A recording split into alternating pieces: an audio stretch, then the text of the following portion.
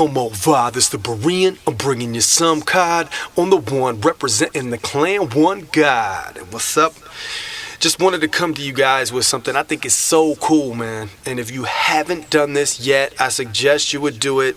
It may be a shocker. It may make your life uncomfortable, but I really think you should just be aware of what's going on around you. It is called familywatchdog.us. familywatchdog.us. And I would first just Google Family Watchdog and see the main website.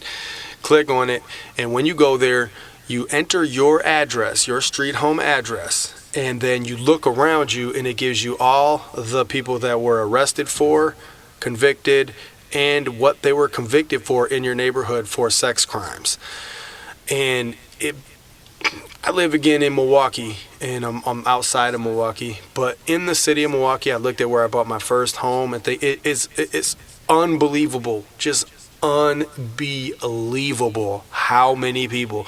They're on every block, from child pornography to first and second degree rape to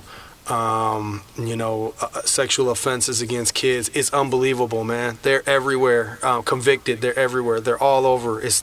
I was blown away. And it's disturbing. It's really disgustingly disturbing how sick our culture is that these people are back on the street. I don't know. What do you do with them?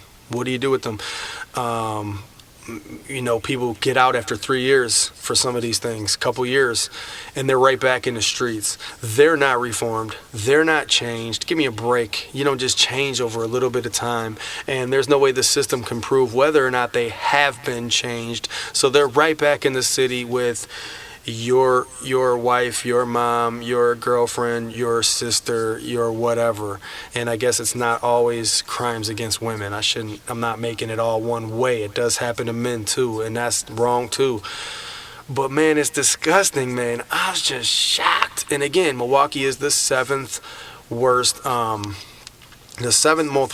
violent city in the United States of America per 2015 per capita. So I mean, maybe mine's worse than yours. I hope it is. I hope no one's city is like this, man. When I looked at it, I was like, wow. They're everywhere, man. They're everywhere. They're all over. The convictions are there shouldn't be one, people. There shouldn't be one, okay? Much less on every block, tons of them. I don't know, man. I just was seeing these dots everywhere, and I'm like, are you kidding me? This is my city? It's disgusting. And what do you do with them? Here's the question I'm going to get into. Right or wrong? Wrong or right? Man, when you're harming a child, and this is my dilemma. I always remember the words of Jesus when the woman was caught in adultery, and they brought her to Jesus, and Jesus says, "He who is among you who has no sin, cast the first stone." And they all left. And then we're left with the dilemma of, we have to have a government, we have to have justice, and we have to have some form of punishment. You can't just let people get away, and you can't just throw them right back on the streets for, they're going to continue to do this to children. So what is the answer? Is the death penalty a good thing?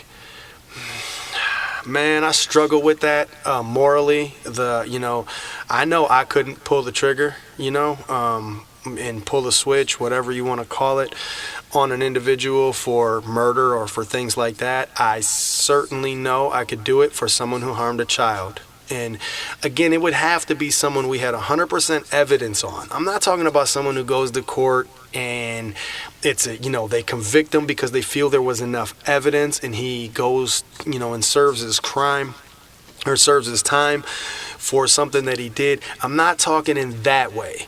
I'm talking about somebody has assaulted a child. Now, me, I personally could do it. And I wouldn't want him back on the streets. I wouldn't want him to hurt another child. I don't know. I don't know, man. Is that morally correct? I know I could do it if it was one of my kids. Is that morally correct? Is that wrong? That's taking revenge into our own hands, isn't it? Man, I don't know. But that's just what I feel is right. I feel that's right. I feel you go back to the Old Testament and implement those laws. life for a life. Now, does that take away from what Jesus said? I don't know, man. And that's something I'm struggling with morally when I see voting and when I see different presidents and different situations when the voting comes up for the death penalty and different states vote differently. So I guess it would be, whatever your governor, when you're voting in governor or, whatever the position would be but I've seen it on ballots and I don't know. I don't know which way to vote. Is capital punishment, is that morally going against what Jesus said with the woman that was in adultery? I don't know, man. Let me know your thoughts. If you think about it, I'm gonna be praying about it, researching more, studying the scriptures more. Hopefully I'll be able to give you an answer as to how I feel about that in the future, man. But as for right now, I just wanted to bring familywatchdog.us, and you can just be blown away as to what's going on in your city. And it gives you those who have just been, you can look up, some of them are just the 18-year-old with a 17-year-old, is statutory, and that's something completely different. I know there has to be a borderline there, but that's something different. I'm talking about forced rape. I'm talking about child, and they're everywhere. They're everywhere. And like I said, prayerfully, your city is nothing like Milwaukee. But how do they get back out? How do they get back out? If you've been convicted for raping someone, how are you back out? How many years did you serve? And especially if you did something to a child, that should be life. At the very least, that's life. You ruined that kid's life, man. That kid's never going to be the same, ever. And it's the same with the woman or the man that gets raped, whatever the situation is. More times so it's the woman. But their life is never going to be the same. It's one of the most awful things that happens in this world. My prayer goes out to everybody who has to deal with that. But man, what's the answer? We can't just throw them back in society. But the problem is, we are such a wicked nation. We have no place to put them. That's messed up, man. That is just disgusting. Who are you working next to? Who's your neighbors, man? You can look that up. And I think that's great that they do that, so we know who's around us. But for now, that's it. I'm gonna let the beat roll, let the video play. God bless you guys all from One God. And I just think about it, man. Family Watchdog. Just Google it, and you'll find the correct link to hit on, and then pop your address in there. Look at the map. When you scroll through the map, you can just click on each little icon and find out what they've been convicted for, or if they went to trial for something, then the green ones will show that they just went to trial. It will show they did not get convicted. But that's it. God bless you guys all from One God.